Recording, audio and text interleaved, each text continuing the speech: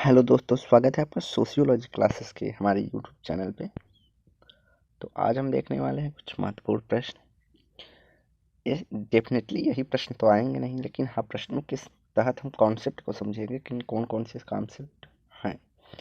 तो आइए देखते हैं। तो पहला प्रश्न है, निम्न में से किन विद्वानों का संबंध सिद्धांत को परिभाषित करने से है? पार्सन्स, मर्टन, टीमासेफ या सभी? तो ऑल ऑफ दीज, सभी ने सिद्धांत को परिभाषित किया है। अगला है, निम्नलिखित कथनों के आधार पर कौन सी सिद्धांत की विशेषता है? तो विशेषताएं मोस्ट इम्पॉर्टेंट हो जाती हैं। तो सिद्धांत प्रारंभिक तरीके से जांच योग्य होता है, सही है। सभी सिद्धांत भविष्यवाणी करने योग्य नहीं होते, यह भी बात सही है। कुछ होते हैं, कुछ नहीं होते। यह अपनी प्रकृति से ही अंतरिम होता है, यह भी बात सही है।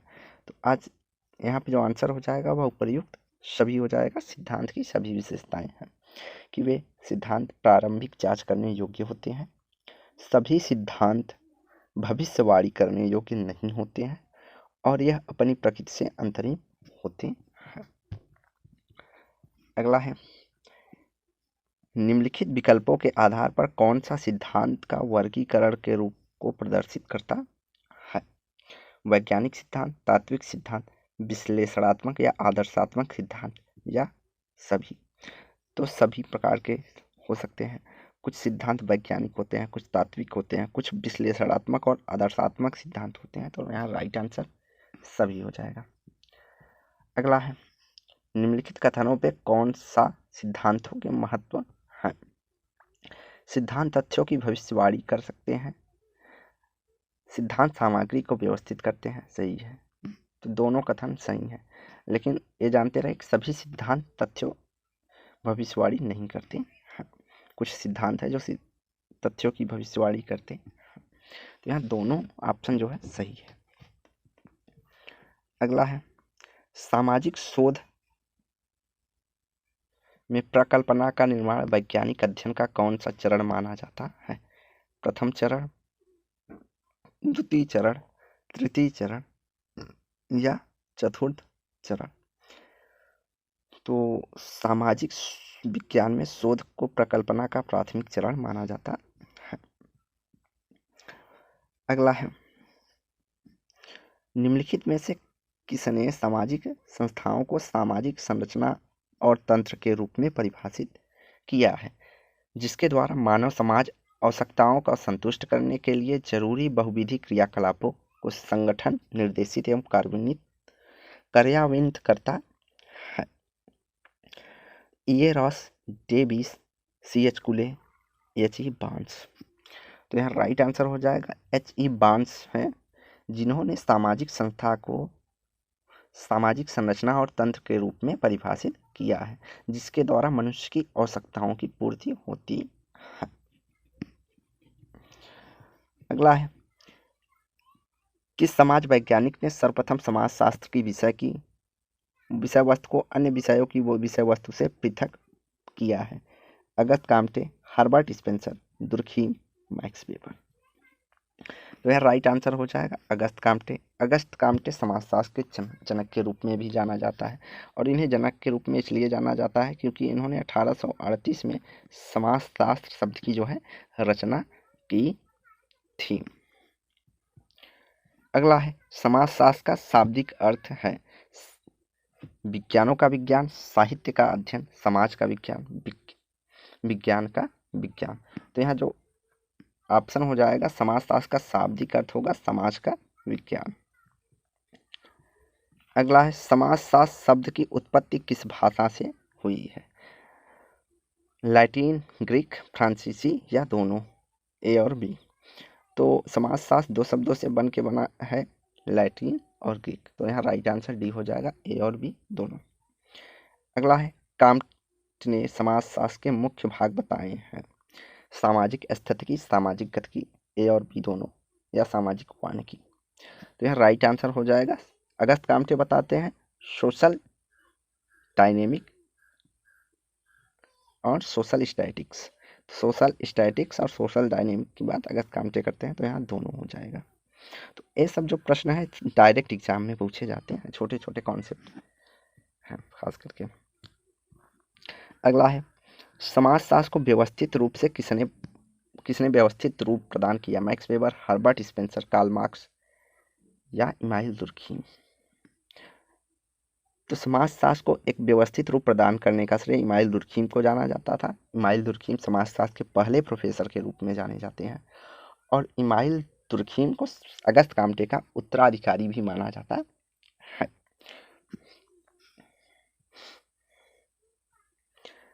अगला है किसके अनुसार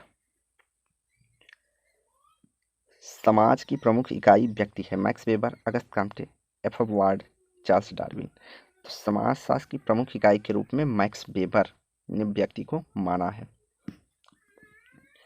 अगला है निम्नलिखित में से किसने परिवार से राज्य तक की संस्था का अध्ययन समाजशास्त्रियों का कार्य बताया है? Herbert, Auguste Comte, Herbert Spencer, Max Weber या सभी। तो यहाँ सभी हो जाएंगे। अगस्त काम्टे, हर्बर्ट स्पेंसर और मैक्स वेबर सभी ने परिवार से राज्य तक की संस्थाओं का अध्ययन को समाजशास्त्र का कार्य बताया है। अगला है भारत में समाजशास्त्र एक विषय के रूप में प्रवेश हुआ फ्रांसीसी क्रांति के बाद, औद्योगिक क्रांति के बाद, प्रथम विश्व युद्ध के बाद, द्वितीय विश्व युद्ध के बाद। तो भारत में समाजशास्त्र एकेडमिक रूप से 1919 में जो है बम्बई विश्वविद्यालय में प्रारंभ किया गया था। और पैट्रिक किसके नेतृत्व में? पैट्रिक गिब्स के नेतृत्व में। अगला है समाजशास्त्र एक विज्ञान है, आत्मनिर्भर, परतंत्र, आदर्शात्मक या व्यवहारिक। समाजशास्त्र एक व्यवहारिक विज्ञान है। समाजशास्त्र के स्वरूपात्मक संप्रदाय के मुख्य प्रवर्तक हैं दुर्खीम, हाबहाउस, सीमेल या सोरोकिन। तो समाजशास्त्र के स्वरूपात्मक संप्रदाय की जो बात की है सीमेल ने की है। समाजशास्त्र में दो प्रकार के संप्रदाय हैं, एक स्वरूपात्मक संप्रदाय, दूसरा समन्वयात्मक संप्रदाय। स्वरूपात्मक संप्रदाय के जो भी समर्थक हैं उनका मानना है कि समाजशास्त्र जो है विशिष्ट विज्ञान है, जबकि समन्वयात्मक संप्रदाय के जो लोग हैं उनका मानना है कि समाजशास्त्र एक सामान्य विज्ञान है। तो समन्वयात्मक संप्रदाय के जो जनक माने जाते हैं वह सोरोकिन हैं और बाकी दुर्खीम, हाबहाउस सब समन्वयात्मक संप्रदाय के समर्थक हैं। और जबकि स्वरूपात्मक संप्रदाय के जनक के रूप में जाना जाता है जॉर्ज सीमेल को। अगला सूची 1 को सूची 2 से सुमेलित कीजिए दिए गए कूटों के अनुसार। तो family and kinship among the Pandits of Kashmir जो है टी.एन. मदान की पुस्तक है। The elementary structure of kinship जो है लेवी स्ट्रास की पुस्तक है। फैमिली एंड इंडो यूरोपियन जो एक मिनट रुके पंडित्स ऑफ कश्मीर टी.एन. मदान की है। Elementary structure of kinship Levi Strauss की है। Family and Indo European culture की बात करते हैं जी.एस. घुरिये। अब बचा किनशिप एंड मैरिज जो पुस्तक है वह रॉबिन फॉक्स की है। तो हमारा हो जाएगा ऑप्शन 4, 5, 2, 1।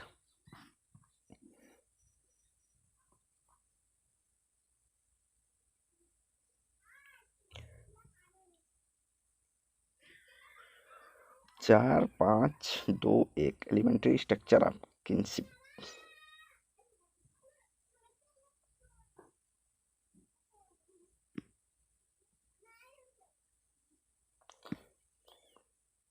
तो यहाँ पे जो है ऑप्शन जो है नहीं सही दिया हुआ है, तो हम देख लेते हैं फिर से।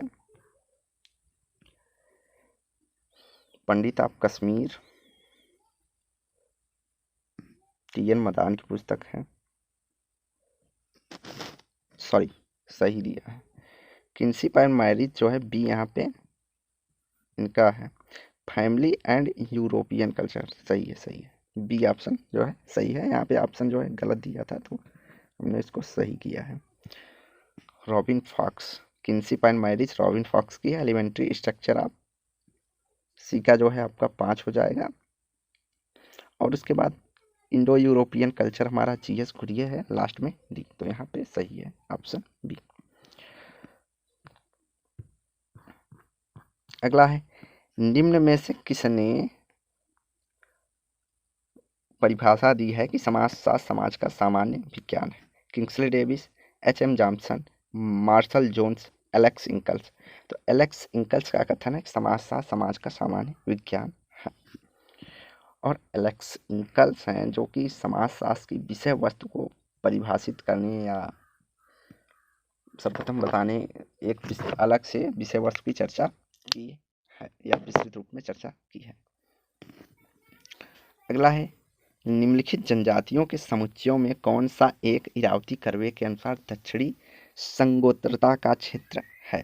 कोर्दू गोंड भील, भील कादर कोया, कोया गोंड और ओरांव, कादर कुर्गी और खासी। तो इरावती कर्वे के अनुसार दक्षिणी संगोत्रता क्षेत्र है भील, कादर और कोया। अगला है, निम्नलिखित में से कौन सा एक युग्म सुमेलित है? बंधुत्वता, गोत्रज, वर्णात्मक बंधुत्व, वर्ग संबंध, वर्णात्मक बंधुत्व शब्द, विशिष्ट संबंध और मातुलेय संबंध ताता और ताऊ और चाचा। तो यहाँ पे सुमेलित है वर्णात्मक बंधुत्व शब्द विशिष्ट संबंधियों से जुड़ा होता है। तो वर्णात्मक बंधुत्व शब्द की बात जो करते हैं वह मार्गन करते हैं। इन्होंने दो प्रकार के बंधुत्व की चर्चा की है, एक वर्णात्मक, एक वर्गात्मक। एक वर्गात्मक में क्या होता है, इसमें प्रत्येक संबंधियों के लिए एक विशिष्ट शब्द का प्रयोग किया जाता है, जबकि वर्गात्मक में होता है जैसे जो शब्द मामा के लिए प्रयोग किया जा रहा है वही चाचा के लिए भी प्रयोग किया जाएगा। तो इस तरह का, जैसे अंकल शब्द, तो यह जो है वर्गात्मक हो गया, एक वर्ग के व्यक्तियों के लिए एक जैसे शब्दों का चयन करना। अगला है, जटिल समाजों में सफल आर्थिक विकास के लिए न केवल औद्योगिकीकरण तथा कृषिकरण विकास के बीच संतुलन बनाए रखना अपेक्षित है, वरन निम्नलिखित में से संतुलन की वृद्धि की अपेक्षित है? वितरण व्यवस्था की, नगरीकरण की, विदेशी व्यापार की या आधुनिकीकरण की। तो यहाँ राइट आंसर हो जाएगा वितरण व्यवस्था। जटिल समाजों में सफल आर्थिक विकास के लिए न केवल औद्योगिक और कृषि विकास के बीच संतुलन बनाए रखना होता है, बल्कि उसका जो है वितरण व्यवस्था भी ठीक से करना होता है। अगला है, निम्नलिखित में से राज्य की कौन सी विशेषता नहीं है? राजनैतिक उपकरण, संजातीयता, भूभाग, कानून का बल प्रयोग। तो राज्य का राजनैतिक उपकरण होगा, भूभाग होगा, कानून का बल प्रयोग होगा, लेकिन संजातीयता की जगह राज्य में क्या होता है, विजातीयता होती है। यहाँ राइट हमारा आंसर हो जाएगा बी। अगला है, निम्नलिखित में से कौन सा सुमेलित नहीं है? परंपरागत सत्ता पैतृक सरदार से मेलित है, तर्कसंगत जनतांत्रिक व्यवस्था विधि युक्त सत्ता मैक्स वेबर, यह भी सही है। चमत्कारी सत्ता उद्देश्यों के दृष्टि से अक्रांतिकारी, चमत्कार का श्रेणीकरण, चमत्कार के प्रभाव का विस्तार, या तो परंपरागत या तार्किक सत्ता के स्वरूप में परिवर्तन।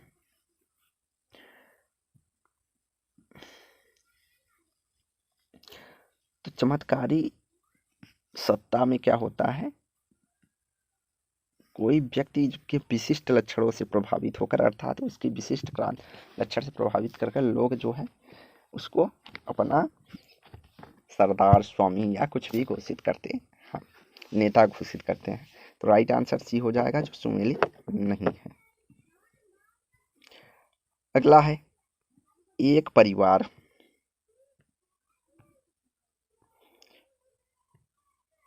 परिवार है जिसमें दादा एक गांव में किसान थे, पिता ने कस्बे में एक स्कूल में अध्यापन किया, अब पुत्र एक बहुराष्ट्रीय संस्था में औद्योगिक अभियंता है।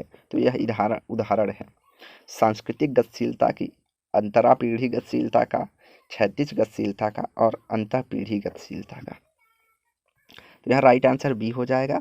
दादा किसान थे, पिता को उससे उच्च परिस्थिति प्राप्त हुई स्कूल अध्यापक की, और उनके बेटे को औद्योगिक अभियंता अर्थात एक इंजीनियर की जो है पद प्राप्त हुआ, जिससे उनकी जो है पीढ़ी दर पीढ़ी गतिशीलता हुई है। तो अंतरा पीढ़ी गतिशीलता होगा। अगला है, परिस्थिति समूहों को किसके अनुसार स्तरीकृत नहीं किया जा सकता? आवास के प्रकार के अनुसार, आहार संबंधी, मनोरंजनात्मक क्रियाएं, संपत्ति का अर्जन।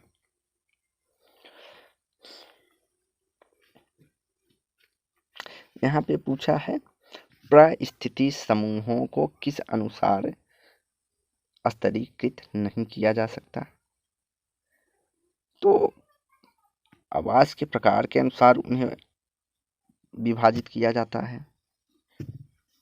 किस तरह के भोजन करते हैं उस आधार पर उनको भी देखा जाता है। हाई सोसाइटी लोग अच्छे क्वालिटी का भोजन प्रोटीन वाला करते हैं, लेकिन लो सोसाइटी वाले तो एकदम। और किस तरह के मनोरंजन क्रियाओं में वो पार्टिसिपेट लेते हैं, इस प्रकार से जो है स्तरीकृत किया जाता है। जबकि संपत्ति के अर्जन के अनुसार उनका जो है विभाजन नहीं किया जा सकता कि कौन ब्लैक मनी कैसे किस तरीके से संपत्ति का अर्जन कर रहा है, उस आधार पर परिस्थिति समूहों का निर्धारण नहीं होता है। अगला है, निम्नलिखित में से कौन शक्ति प्राप्त करने के लिए कौन सा आधार है। शक्ति प्राप्त करने के लिए कौन सा आधार है। प्रवीणता एवं कुशलता, राजनैतिक शक्ति, उच्च परिस्थिति समूह में विवाह, संपत्ति। तो शक्ति प्राप्त करने के लिए राजनैतिक स्थिति और संपत्ति जो है यहाँ पे सर्वाधिक उचित जो है आधार देखा जा सकता है। तो राइट आंसर बी हो जाएगा। वैसे प्रवीणता और कुशलता भी शक्ति प्राप्त करने का साधन बन सकता है, और उच्च परिस्थिति समूह में विवाह भी करके लोग शक्ति प्राप्त करते थे। तो यह भी हो सकता है, लेकिन ज़्यादा यहाँ पे एप्रोप्रिएट जो है राजनैतिक स्थिति और संपत्ति देखा जाएगा। अगला है, सामाजिक स्तरीकरण का प्रकार्यात्मक सिद्धांत किसकी कृति में प्रतिपादित किया गया है। सोशल स्ट्रैटिफिकेशन के प्रकार्यात्मक की चर्चा फंक्शनलिस्ट की बात कौन करते हैं। डेविस और ब्लैक, डेविस तथा मुरे, पार्सन्स और वेल्स, मार्क्स तथा वेबर। तो यह भी लगभग हर आयोग का बहुत ही प्री क्वेश्चन है, बार बार पूछा जाता है। जैसे संघर्ष की प्रकार्यात्मक की चर्चा किसने किया, वो भी हर एग्जाम में ही पूछा जाता है। उसी तरह सामाजिक स्तरीकरण के प्रकार्यात्मक की चर्चा किसने की है, तो डेविस और मुरे। अगला है, नीचे दिए दो कथन हैं, जिसमें एक कथन है दूसरा कारण है। क्या कहा गया, सामाजिक स्तरीकरण सामाजिक व्यवस्था के लिए कार्यात्मक है, सही है। सामाजिक स्तरीकरण व्यक्तियों का विशेष तथा उत्तरदायित्व सौंपता है। उपर्युक्त दोनों वक्तव्यों के संदर्भ में कौन सा एक सही है। तो यहाँ राइट आंसर हो जाएगा, दोनों सही है और सही व्याख्या है। कार्यात्मक इसलिए है समाज के लिए क्योंकि जिस व्यक्ति की शक्ति या विशेषता जो है उसको उसके आधार पर उसको कार्य का जो है निर्धारण किया जाता है।